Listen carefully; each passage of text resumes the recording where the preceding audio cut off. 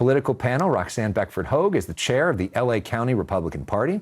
And Janelle Cavero is a Democratic state representative from Arizona and veteran of the Clinton, Obama, and Sanders presidential campaigns. Welcome to The Story Is. Great to have you here for the first time. And Roxanne, welcome back. I appreciate the color coordinating. It's very easy to just remember which side you're on. So I appreciate that. Let's start with the Epstein photos. Creepy, kind of gross. But how do you sort of read it, and do you think it really matters? You say creepy, gross photos. I think Hunter Biden right away. I don't understand the need of some people to take creepy, gross selfies. That's just get that out. That's a nonpartisan belief of mine. It's a nothing burger. I especially find it bizarre to release photos with black bars on them. I mean, you could put black bars over our clothing right now, and we could all look very suspicious, but we're not nude. We're here dressed in our color coordinating outfits. I mean, what are we hiding? Really? I mean, you're talking about photos, but you take 50 days until Congresswoman Grijalva had to get through to actually serve to get these Epstein photos revealed. I mean, you're talking about photos that I think need to be released. It's been long enough. Yeah, you say nothing burger, though. Yeah, I mean, gross man, disgusting man, sexually predatory man. And I recall Virginia Jeffries saying, you know what, this guy smelled a skunk and got out of it. So I know it's the latest in a long line of, oh, can we get Trump on this? But there's no question that Jeffrey Epstein was a creep and a criminal and a predator. This is not news. Right. What do you make of the politics of this whole thing? It's a cynical ploy to sort of use real damage for real young women to try and get someone you don't like. And there are actual victims out there of Jeffrey Epstein who were not done well. I do notice the dates on a lot of these photos.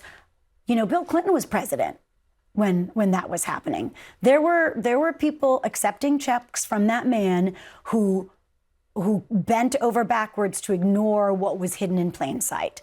And that's a shame. And yes, people who did that, and many have stepped away from private life. Larry Summers just recently, you know, when there is actual fire, they should be. But just a photo is not proof positive of anything. You agree with that in terms of the politics? I disagree. I mean, it's corruption in its best. You're hiding something. It's taken days. It's taken years. And you have Trump saying that he's going to be transparent and release these photos. I mean, what are we hiding here? But the argument could be made, like the Biden administration didn't release this stuff either. I mean, they had this for years. You are correct. But I mean, right now, it was what Trump actually campaigned on. Yeah. You know, Biden didn't campaign on Epstein photos. I'm sorry. So why aren't we following it through? It's almost a year. Yeah. Other big story, of course, is healthcare, which is one of the biggest issues in the country. What do you make of the Republican plan? What Republican plan? I mean, you're talking about health care. You're talking about a death plan. I mean, it's in a couple days, in a couple months, in a few weeks, actually. You know, people who are reliant on this entire system to provide life. I mean, you're talking about a healthcare system that just this week, when you're talking about ACA, that they didn't pass it through, and most importantly, your lives are at stake, and children are starving, and there's nothing that's moving. And so this Republican, healthcare plan is a death plan in my eyes. You see it as a death plan? No, I think that we have to. Language matters so much. So people conflate health insurance with health care, and the two are very different. American health care holds a candle to no one else. I mean, no one else can compare. I'm from a third world country. I know, believe me, I'd rather be sick here. When you can pay for it.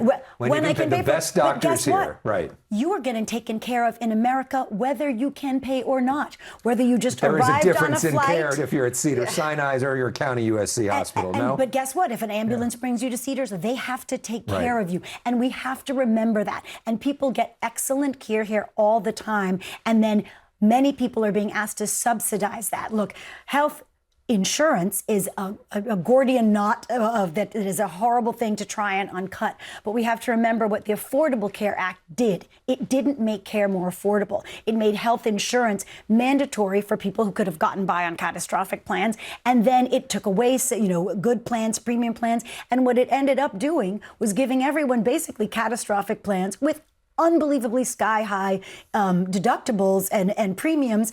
And the only way to get that to pass through is if the government pays for it. That's not a plan. Well, and it also raised prices for health insurance a lot, too, and made a lot of money for the health insurance companies. Absolutely. It's a manipulation of the system. I mean, at the end of the day, you're in a few weeks, these premiums are going to double in price. Millions of lives are going to be at stake. And so this is the health care plan that's proposed by this administration. I'm sorry. Let's talk about politics. Part of the reason that Donald Trump is the president is he beat Kamala Harris, who would have had a very different health care plan, and those subsidies probably would have already been taken care of if she was in there. 100%. She was here. Because she loves insurance companies. In downtown Los Angeles at the Democrats holding a big national meeting. You were there tonight. That's why you're here tonight. Right. And she spoke to the crowd. Here's some of what she had to say. Okay, I guess we don't have that sound, but basically she talked about the importance of affordability. She talked about leaning into some of those policies. What did you make of her reception and her message? I mean, it was a standing ovation. The energy was eclectic when she spoke. She addressed the issues of affordability, something that, this administration, let's be clear, hasn't, to their detriment, even touched upon. And, bringing it all together, trying to say, this is what we need to do. It's not perfect, but we need to address it. And, today, with the administration and the inabilities of being able to deal with affordability, just mere basic, the number one issue right now is grocery prices. Mm-hmm. We need to talk about these things. What do you make of Kamala Harris coming back on the stage? I'm a big fan. We're both of Jamaican parentage, and I have a little Kamala impersonation I can do another day. But the fact is that she would have been as terrible a president as she was a vice president. And I do appreciate that the Democrats have workshopped affordability, but no one will give you more affordability than conservatives who believe in small government. When you take away the burden of the regulatory state, when you take away the burden of the high energy prices, and by the way, if anyone has any questions about what Gavin Newsom would do as president, just look at California, and nowhere is life less affordable and more corrupt and more filthy than here in California.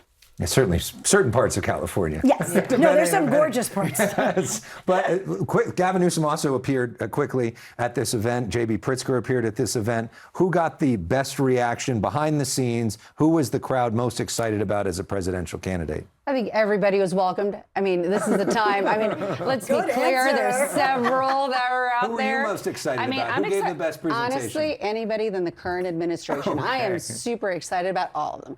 But, best presentation, it was everybody. Really, they were excited about what happened. We just came off an election cycle with how many wins across the board. I can't believe it's a great time. Okay, there you go. That's party loyalty. That's good. You're good at this. Yeah. Thank you both for coming in. I really appreciate you sharing your perspectives. President Trump